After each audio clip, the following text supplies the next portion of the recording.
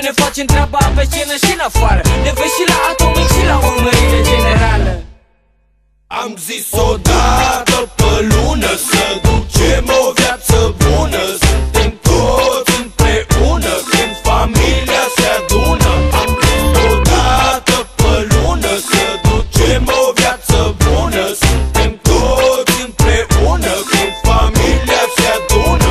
Am zis să ai în dreapta mea atunci când honorezi prin cartier. Stil o stradă viață, nu o să mai vezi nicăieri. Droguri, dar găsești peste tot în jur. Aici și îți nu-ți dă seama că de marfă sigur. Mami, știu că-ți place să privești, dar ce părere ai de o plimbare cu băieții răi de București? Și în brigada mea nu pot să spun că sunt băieți cumiți. Marfele fraierului tău scot din minți. Am tras ceva, am băut ceva.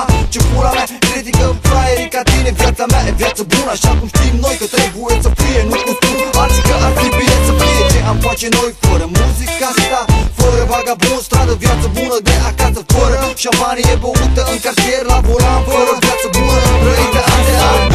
odată pe lună să ducem o viață bună. Suntem toți împreună când familia se adună. Am zis odată pe lună să ducem o viață bună. Suntem toți împreună când familia se adună. Am zis să am 5-7 ani de pe stradă.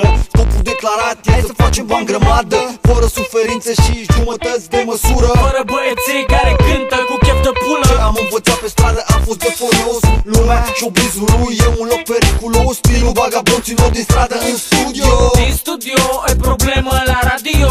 Pășind de melodii sună în difuzoare. Muzica de stradă ci că nu mai e la modă, frățioare. Producătorul sugerează o schimbare. Stișul și puia nu sunt de vânzare. Uvunul la Havana, MVN, Havana. Iau așa, cadou de la familia. Până cenzurează ăștia de la DNA. Radiourile